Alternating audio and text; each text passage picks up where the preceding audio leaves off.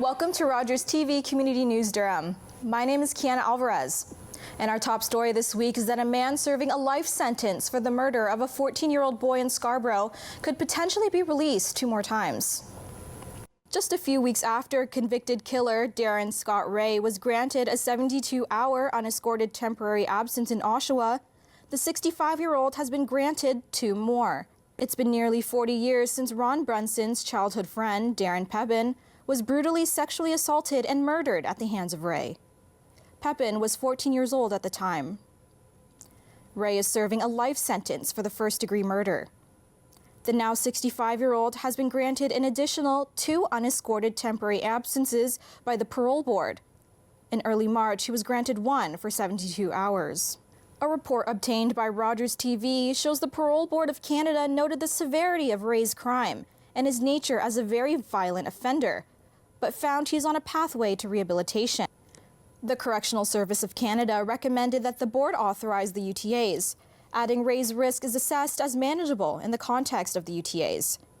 They added that the UTAs are the next step in Ray's gradual and structured reintegration motion. Criminal defense lawyer Dylan Gold, who has no involvement in this case, says the timeline could impact consideration for unescorted temporary absences. Meanwhile, online, a petition has been created by Whitby Regional Councillor Chris Leahy, calling on the government to cancel the parole board decision and Premier Doug Ford not holding back on his additional 2 unescorted temporary absences. Durham Regional Police Service said its chief raised concern over Ray's release with the Correctional Service of Canada and will meet with its leaders to address public safety considerations in Oshawa. Residents are concerned over another potential temporary release.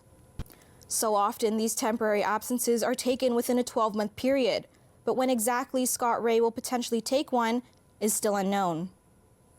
Durham Regional Police have laid multiple charges in a fraud investigation involving an elderly resident in Beaverton. Officers were called to Lakeview Manor in August 2024 after staff reported more than $10,000 in unpaid residence fees. The case was taken over by the Older Adult Support and Investigative Services Unit, or OASIS, which began looking into the victim's power of attorney, responsible for managing finances for several years. Investigators allege the suspect misused approximately $73,000 without the victim's knowledge. That includes more than $37,000 withdrawn in cash and over $8,000 spent on personal purchases. On January 14, 2026, 53-year-old Laura Doreen Croft of Brock Township was arrested without incident. She faces several charges, including fraud over $5,000 and theft by a person holding power of attorney. She has been released on an undertaking. Police say the suspect and victim are known to each other, and anyone with information is asked to contact Durham Regional Police or Crime Stoppers. These allegations have yet to be proven in court. Toronto police are warning the public after an arrest in a disturbing voyeurism investigation connected to a workplace in Whitby. Police say the investigation began on January 9th. It's alleged a 45-year-old Toronto man secretly installed hidden cameras inside a female washroom at a manufacturing facility near Thixon Road and Tricont Avenue, where he worked as a custodian. Investigators say the suspect was found with a media card containing video and audio recordings from inside the washroom.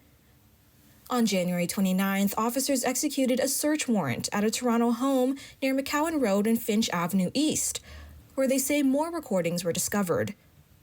Francis Ambus has been charged with 85 counts of voyeurism, along with possession of a Schedule I substance. Police believe there may be additional victims and are urging anyone who used the washroom between April 2022 and January 2026 to come forward. Durham Regional Police are looking for a male and female suspect involved in locker thefts in Clarington, and they're looking for a female using counterfeit currency. Carter Sankey has more. A Southern Ontario man is facing a hefty fine and a hunting suspension after being caught illegally hunting coyotes at night. Jason Bossy of Newcastle has been fined $5,000 and handed a 6-month hunting license suspension after pleading guilty to unlawful hunting.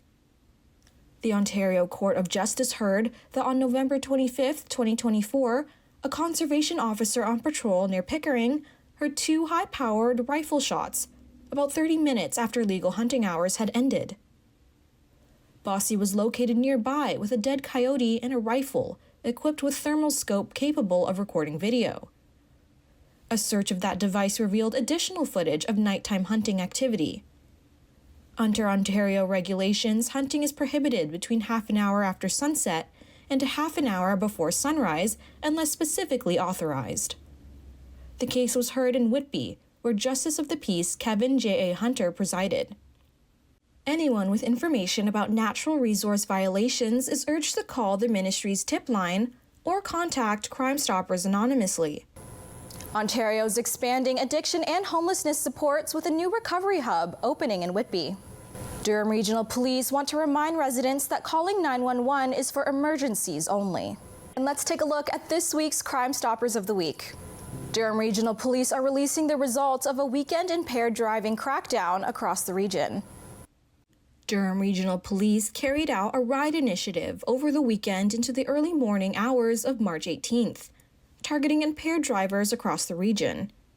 Officers stopped a total of 837 vehicles, administering 38 roadside breath tests.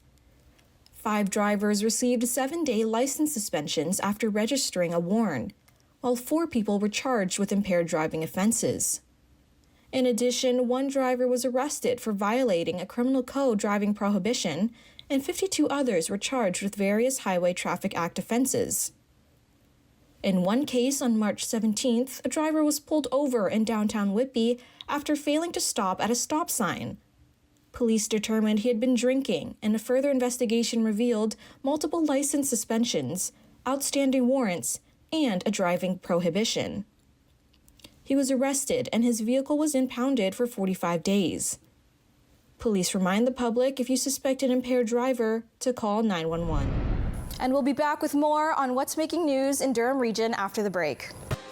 And welcome back.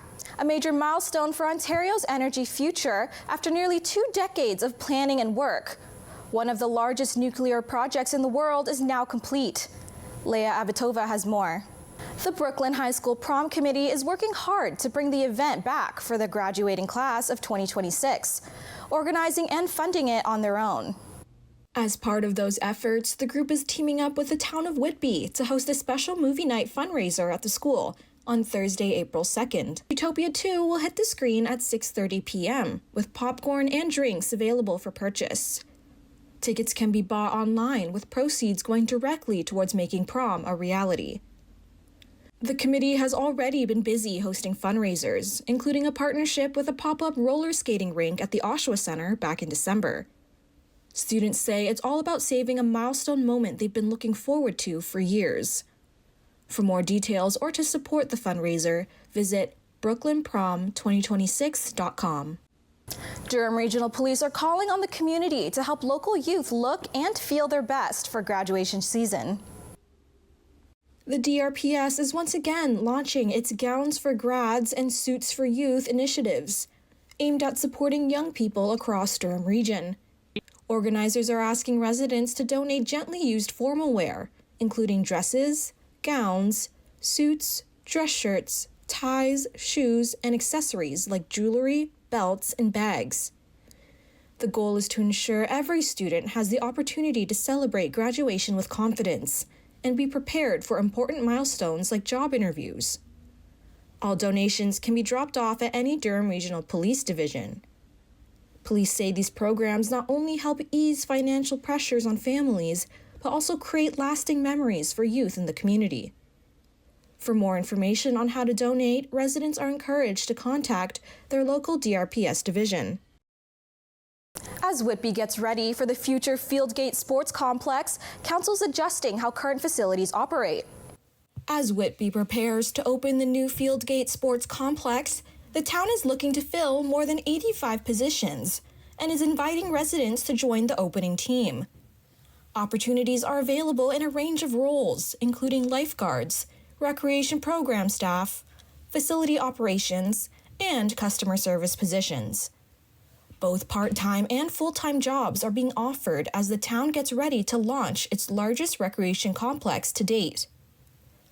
Officials say these roles will play a key part in bringing the new facility to life, while also providing meaningful employment opportunities within the community. Those interested in joining the team can learn more and apply online at whitby.ca/jobs. And we'll be back with more on what's making news this week after the break. And welcome back. Let's take a look at some events that are happening in Durham region. The Polar Plunge is back, and are you ready to get freezing for a reason this season? The Polar Plunge is happening at 10 a.m. at the Tribute Community Center on March 28th. And that's all we have time for. Thank you for watching, and we'll see you next week right here on Rogers TV Community News Durham.